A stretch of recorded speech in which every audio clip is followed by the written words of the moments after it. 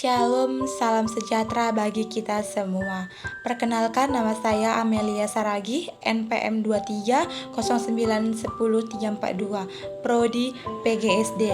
Saya di sini ingin menjelaskan sedikit mengenai akhir zaman menurut ajaran Gereja Katolik.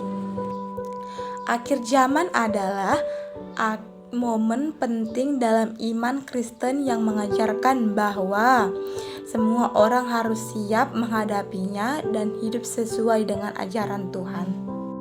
Menurut saya, ciri-ciri akhir zaman itu dapat dibagi menjadi 5, yaitu 1. Meningkatkan perang atau konflik.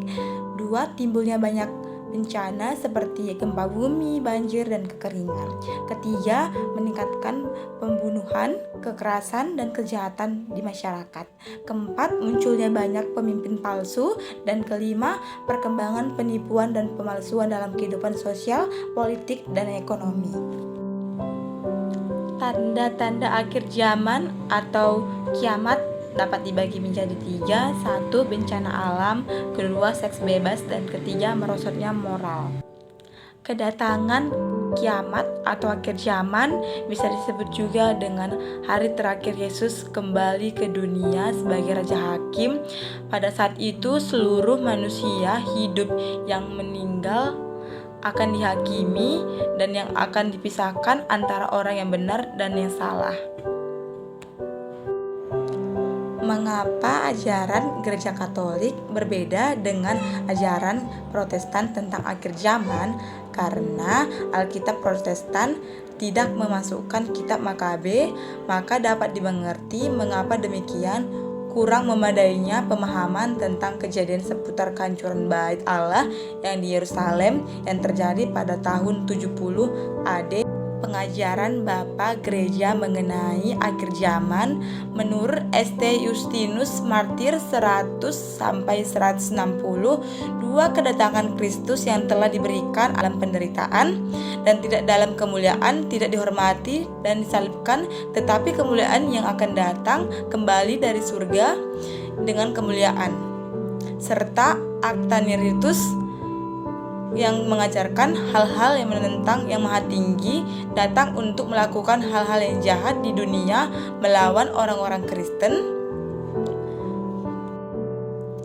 Prinsip pengajaran Gereja Katolik tentang kedatangan Yesus kedua kali adalah tidak akan terjadi secara rahasia, melainkan akan terjadi secara publik, kelihatan oleh semua orang, penuh dengan kemuliaan dan kejayaan. Maka kedatangan Kristus yang kedua kali hanya terjadi sekali saja. Kedua, kedatangan Kristus akan terjadi tanpa diduga dengan cara yang sama seperti saat ia naik ke surga, artinya tidak dapat diketahui sebelumnya, karena itu sikap yang tepat untuk menghadapinya adalah berjaga-jaga. Hendaklah kamu siap sedia karena Anak Manusia datang pada saat yang tidak kamu duga. Ambil dari ayat Matius 24-44. Yesus ini yang terangkat ke surga meninggalkan kamu akan datang kembali dengan cara yang sama seperti kamu melihat dia naik ke surga. Diambil dari Kisah Para Rasul 1 ayat 9-11. Karena itu berjaga-jagalah, sebab kamu tidak akan tahu pada hari mana Tuhanmu datang. Diambil dari Matius 24-42. Engkau tidak akan perlu mengetahui masa dan waktu yang tepat, Bapa sendiri menurut kuasanya. Diambil dari apa yang terjadi kedatangan Yesus kedua tersebut? 1. Akhir dunia. 2. Akhir dari waktu. 3. Akhir dari kematian. 4. Akhir dari api penyucian. 5. Kebangkitan orang mati. 6. Penghakiman terakhir.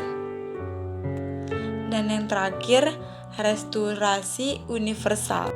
Kesimpulan dari akhir zaman adalah, mari kita melakukan hal yang serupa, yaitu mencabut alang-alang dalam kebun hati kita, yaitu mencabut ajaran-ajaran yang keliru tentang akhir zaman dan mengisinya dengan biji kebaikan, iman, pengharapan, dan kasih. Semoga dengan demikian kita dapat melihat akhir zaman dalam perspektif iman, sebagai kita percaya bahwa akhir zaman akan membawa kita orang-orang yang percaya dengan kepenuhan janji Kristus, yaitu keselamatan kekal dan persatuan dengan Allah yang tak terbatas.